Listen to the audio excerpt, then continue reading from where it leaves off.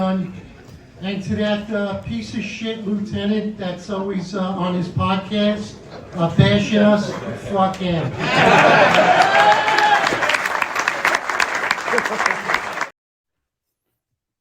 All right, everybody, this is going to be a great show. Welcome to the Finest Unfiltered. I'm Eric Dim, most complained cop, former lieutenant NYPD. Along with me is John McCary, the founder and the co-host to New York's Finest Retired Unfiltered podcast. Unemployed lieutenant, piece of shit lieutenant. What's going on, brother? What's up, bro? How's everything, man? Very well, very well. I'm doing good. I'm trying to do good anyway. Trying. You're a real do-gooder. Yeah. Before we get into it, I just want to let the public know, any of our viewers out there, if you're caught up or if you're behind in some episodes, please look back. Franklin Valdez was a great episode, good interview, along with Derek Andrews. They're running for different positions along with the in the PBA right now, the New York City PBA. So give them your support. There were some great episodes. I think these kids did a great job and really exposed some of the atrocities that are going on with the New York City PBA right now. So let's get right into it. Let's talk about the mayor's crackdown on shoplifting in New York City. John, what do you think about that? I think the plan's great. I think it's just, it oozes competence. It's unbelievable. I could tell why he believes he's doing a great job after reading this. Let me go. I'll read the first point for you, Eric, and then try not to get so overwhelmed with all the competence that comes in from it. So competence equals competence. So there's four main points. Four main points.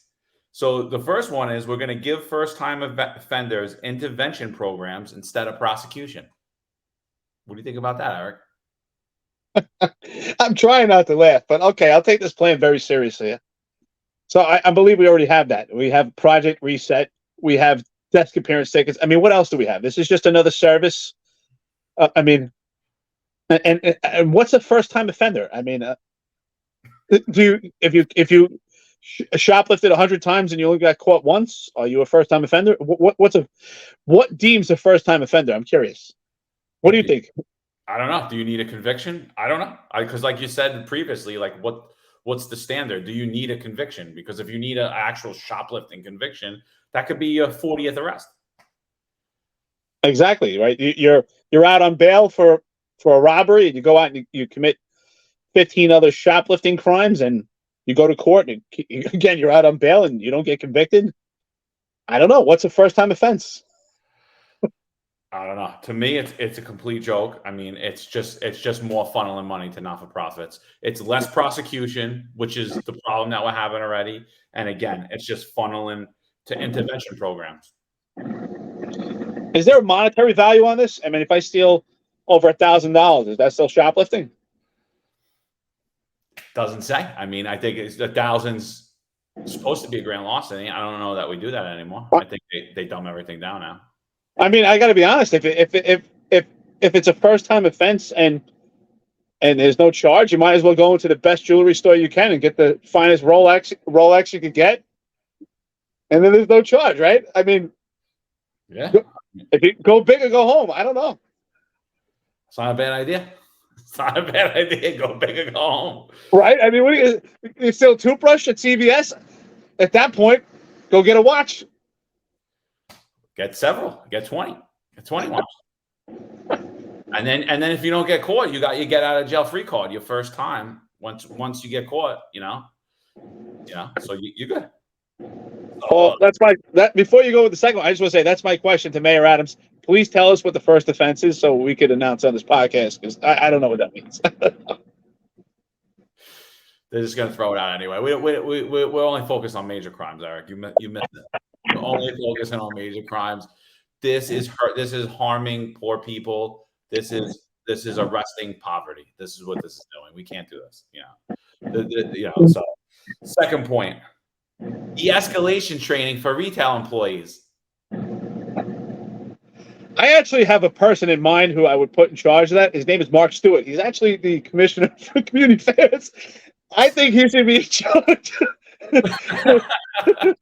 of de-escalation training. Mark Stewart, if you have an opportunity to hear this, we did hear you speak at the city council hearing, And apparently, you know exactly what de-escalation is. De-escalation. So I think he should be in charge of this. So I don't know what that means. I mean, does that mean that we try to talk down someone when they're walking out? Listen, sir, this could be your second offense. You don't want to get in trouble. First time you got a Rolex, but this time you got a toothbrush. You could serve some jail time. I don't know. What does this mean? I honestly have no idea. And my other question is, who's doing it? Is the police department doing it? Is Mark Stewart going to go to the retail stores? And do we have like the liaison that works with the corporate security? Are they going to train in de-escalation? We still haven't defined what de-escalation is.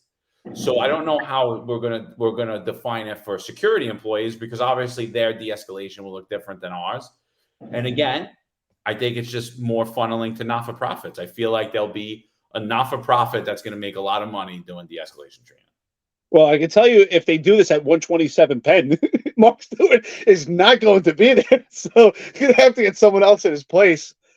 But this is absolutely ridiculous. I mean, de-escalation is such a buzzword, but it's so subjective of what de-escalation is. I mean, I don't know what de-escalation is for someone in regards to a theft. I mean, back when you and I were cops, if someone stole something in a store, they lost prevention security, brought them into a back room, called the police, and we respond and put them under arrest. So what is the de-escalation part here?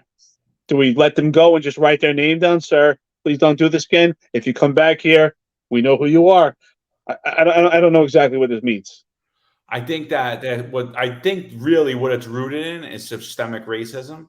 So they're trying to say that, you know, the security guards, who are predominantly black and brown, because New York City is now predominantly black and brown. So those security guards, their whole basis of security relates back to slave patrols. So the systematic racism that they're fighting is that it's actually the security guard's fault that people are stealing. So they need to be able to de-escalate their actions in order to deter criminals from stealing. Same way like that cops are systemically racist. So if we know how to de-escalate, people won't commit crime. Makes sense. Well, absolutely. In that case, you know what, Mark Stewart, this is probably not the job for you. I think we should just get one of those robots. Get the dog robot to stand in there, and he'll talk to the person on their way out. Listen, and maybe there's a scanner that goes off from the robot to let the robot know that these items are stolen, and then the robot maybe just sends them a message: be advised, the mayor's crackdown shoplifting order is in effect. You will be advised that if this is not your first offense, you're going to be, I don't know, facing potential community service. Maybe they'll team up with Cardi B and go to the police academy and give speeches to explorers. I don't know. Honestly, I really don't even have the words. Like what is the issue with security guards that they need to learn de-escalation training? Have we seen any incidents where security guards are beating up shoplifters? I haven't seen one. Like what's the need for the de-escalation training? Like, I don't know. This is very convoluted to me, and again, I just think it goes back to what you were saying. It's just about services. It's another way for different businesses out there to make money through services. That's all this is. Yeah, it's absolute garbage, nonsense. All right, let's go to 3. Let's see if it gets better. The third part of this plan is establish neighborhood retail watch groups to share theft info in real time with one another and the NYPD. I have no idea what that. So, established neighborhood retail watch groups. I mean, apparently, in my interpretation, that is private security groups. This is just a way for private security groups to make money. I don't know if the mayor has any financial gain or any political benefit for this. Maybe he'll support these security companies. They'll get contracts, and then they'll help him get endorsed and reelected for a second term. I mean, that's all. Like, established neighborhood retail watch groups to share thefto in real time with one another and the NYPD. So these private security companies are going to work with the NYPD to stop the theft when first offenders are And if there's no bail and first offenders are not getting charged, and I mean, we don't even know what a first offender is. It hasn't been established yet. Well, I'm sure one of his friends now is going to get a deputy commissioner spot, $240,000 a year to be in charge of the retail watch groups. He's going to be the deputy commissioner of the retail watch groups, and he might even implement the options program too that has options. So he's gonna be in charge of this. But to me, what are these retail watch groups? Are they paid or are they unpaid? Has anyone asked the question? Has anyone in the media in New York City asked? Is this a paid watch group or an unpaid watch group? And now what type of communication platform are they going to be going back and forth with the NYPD on? I mean, this is more garbage. Again, this sounds like to me, it's funneling money to not-for-profits. It just sounds it again. It has nothing to do with keeping retail theft down. Well, obviously we know right now that the shoplifting is a huge problem in New York City. So if there is some type of cohesion between the NYPD and these watch groups, basically that's private security companies, we're going to have these private securities show up to CompStat and talk about the major shoplifting and the theft issues in each precinct and have them come in and speak on their strategic plan along with the NYPD of what's going on in real time. Right? Hey, Alliance or whatever security company decides to work with the NYPD, what's your plan? What's your plan to stop these thefts? Well, I mean, the Deputy Commissioner of Public Safety founded a company that actually has the MTA contract, a security company. So, it's funny. He might actually get that, and then he'll be overseeing his own company in a public capacity and pay them at the same time. It actually makes, it's good. I'm starting to see a clearer vision of what the shoplifting plan is. It has nothing to do with actually stopping shoplifting, but I'm really excited about the next point. Well, let me give it to you. We're going to install kiosks in stores to connect would-be thieves with social service programs.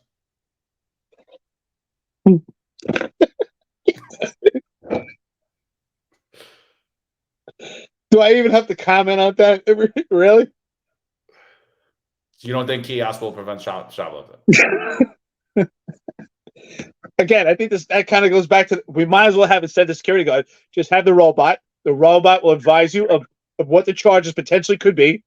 And then on your way out, the robot directs you to the kiosk. And it can help you out to stop you from this disease of being a klepto, and provide other services.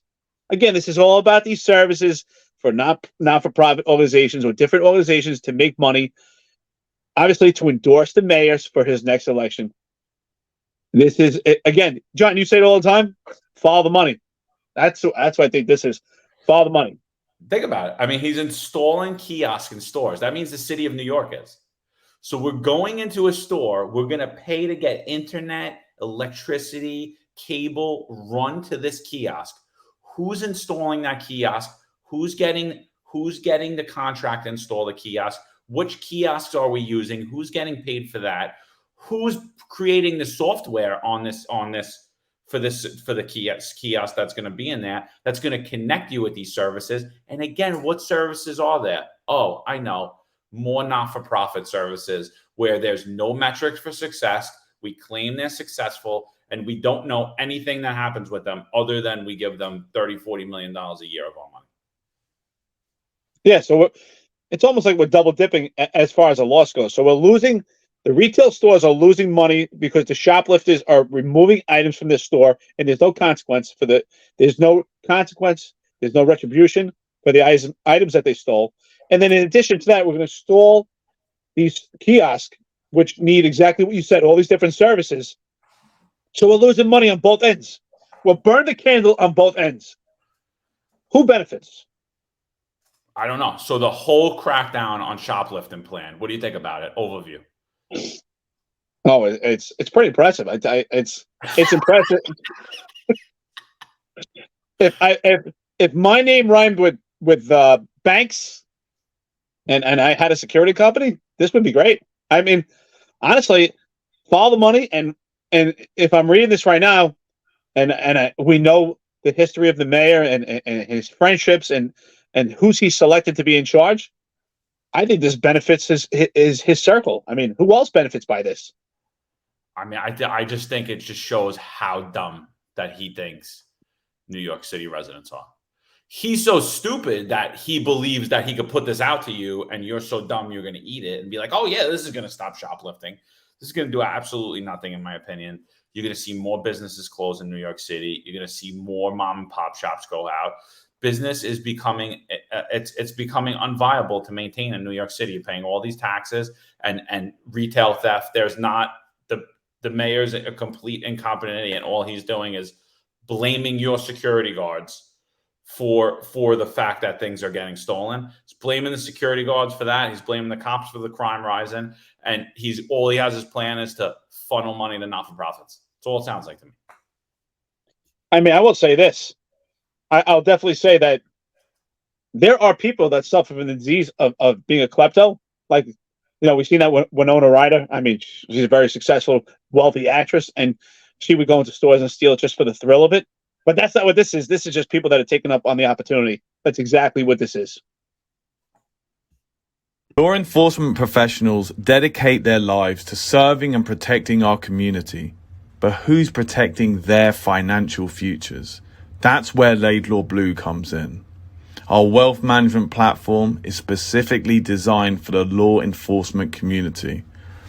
Laidlaw Blue is a division within Laidlaw Wealth Management, run by retired New York City detective John McDermott.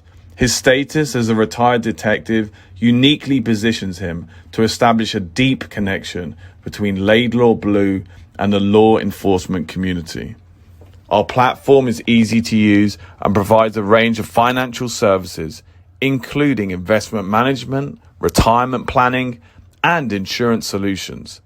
With Laidlaw Blue, you can secure your financial future and provide for your loved ones. Our team of experienced financial advisors understands the unique challenges and opportunities that law enforcement professionals face. We're here to help you navigate the complexities of financial planning and achieve your goals. Laidlaw Blue. Secure your financial future today. Book a meeting using the QR code displayed or call us directly on 888-901-BLUE. That's 888-901-BLUE. Well, you heard it here on New York's Finest Return Unfiltered podcast. The mayor's crackdown on shoplifting plan for New York City. John, is this plan a success or is this plan going to be an epic fail? Epic, disastrous fail. Shoplifting will continue to increase in New York City. The Finest Unfiltered, 265 Police Live. Thank you, everyone, for watching. Look forward. Our next episode, we'll be talking about the disciplinary matrix affecting the NYPD. Thank you, everyone.